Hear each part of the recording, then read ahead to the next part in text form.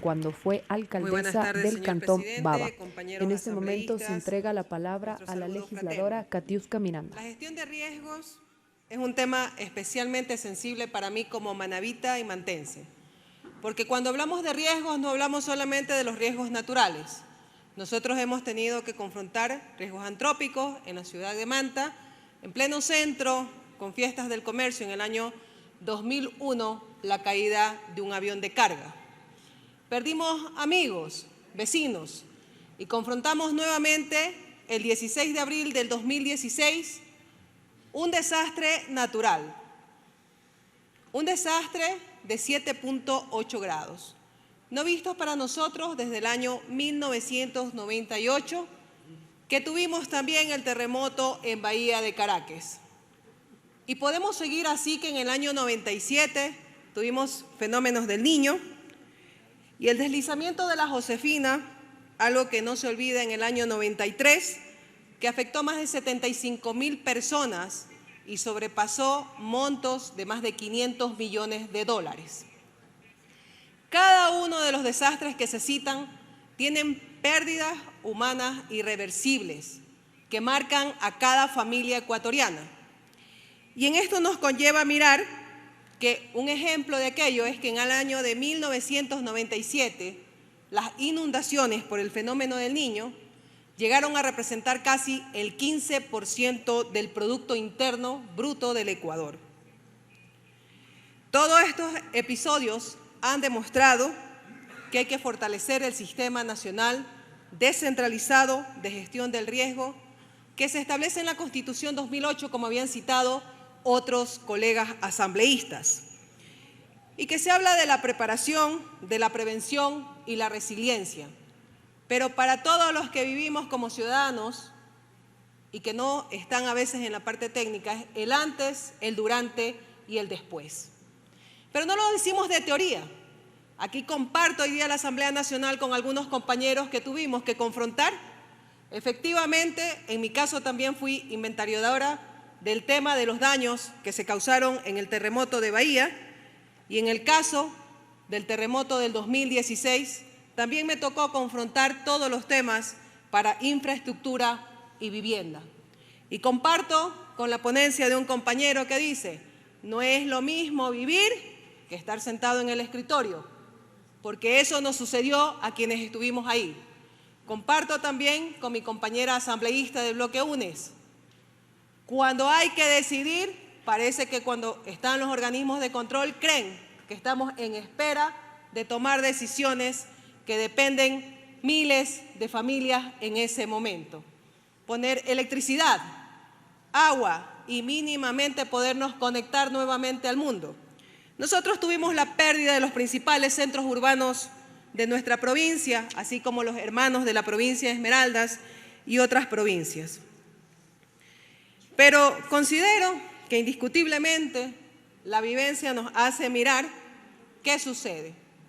Riesgos antrópicos creados, que estamos muy susceptibles también a aquellas provincias como Loja o Manabí, nuevamente lo reitero, al tener vasos de represas que pueden inestabilizarse en el momento de un riesgo del nivel de los terremotos que nos han afectado. Esta ley tiene reformas en las mejoras institucionales importantes en el Código de Organización Territorial, Autonomía y Descentralización como el COTAC, y asimismo en el Código de Planificación y Finanzas Públicas. Hay que felicitar, pero hay que ser muy incidentes en lo que realmente se va a decidir. Sin embargo, esta política de carácter nacional en la que el Ecuador ha vivido una historia de desastres hace que las personas se alejen a veces de aquellas memorias y miramos que las políticas nacionales distan de las políticas territoriales de quienes venimos de las bases o quienes vivimos en los territorios afectados aquí en nuestro país. Esas políticas también vienen en lo sectorial porque no existe articulación. Es como el juego del ping-pong. ¿Cómo sucede? ¿Quién firma? ¿Quién no firma? Pero sí tuvimos una decisión, y esa decisión fue en el gobierno de la Revolución Ciudadana, duélale a quien le duela. 2008 nos dio un marco en la gestión del riesgo indiscutible con una visión de incorporación del Ecuador a una agenda programática 2030. Y nosotros queremos entonces alimentar un poco este informe para un segundo debate. A pesar de que el proyecto en su artículo 20, numeral 6, establece como funciones a las instituciones de este sistema prever el financiamiento suficiente y oportuno de acciones de gestión integral del riesgo de desastre en su ámbito y en el marco de competencias, solamente queda en discurso, porque no existe ningún instrumento que permita priorizar y indiscutiblemente facilitar los temas de los recursos en los casos de emergencia, diferenciando lo que nos sucedió cuando se declaró el estado de excepción por parte de la máxima autoridad y lo que es un estado de emergencia dado por quienes representan a los máximos organismos a través de los ministerios y que no existió, sino también una parte que decía ejecútese por el estado de excepcionalidad, lo cual en cambio por los organismos de control no surtió ningún efecto. El segundo punto que trataremos son las entidades que generan la información. Es una información relevante, necesaria, la data, el nivel de impacto. Nosotros tuvimos la ventaja de tener un gobierno que instaló los EQ 911, por más allá que sean cuestionados, porque nos permitió tener a tiempo real el nivel de impacto que arrancó en el Cantón Pedernales y la afectación a todo el país. Sin embargo, las instituciones, en vez de ser fortalecidas por un odio, este momento han sido totalmente desmanteladas. INOCAR, INAMI, Instituto Geográfico Militar, el propio Instituto Nacional de Estadísticas y Censos, que ahora se da un presupuesto justamente en el momento político para este año 2023 para sacar un censo.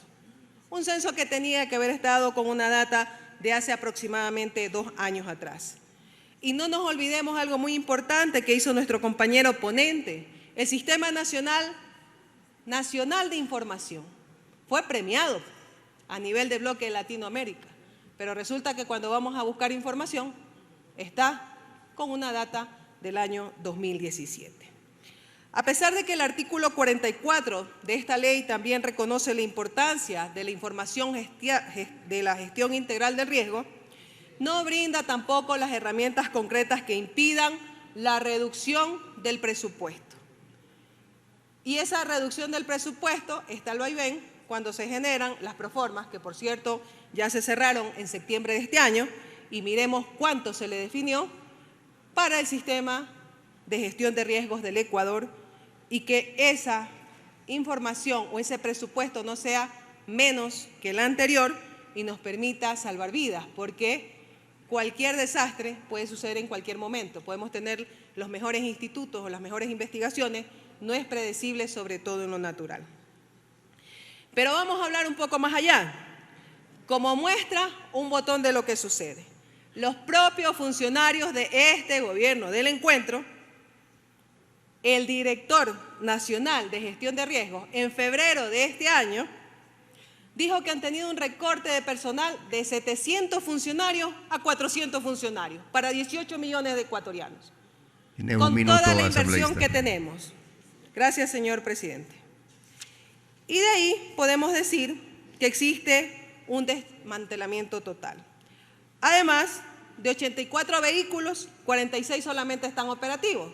Parece que son también primos hermanos de la Policía Nacional con 14.000 unidades inoperativas en el Ecuador desde el año 2017 sin mantenimiento. Pero para poder decir que está con fundamento, los invito a ver, esto fue hecho por primicia y está disponible en los medios digitales. Sin técnicos, sin vehículos, sin presupuesto, podríamos generar la mejor legislación del país.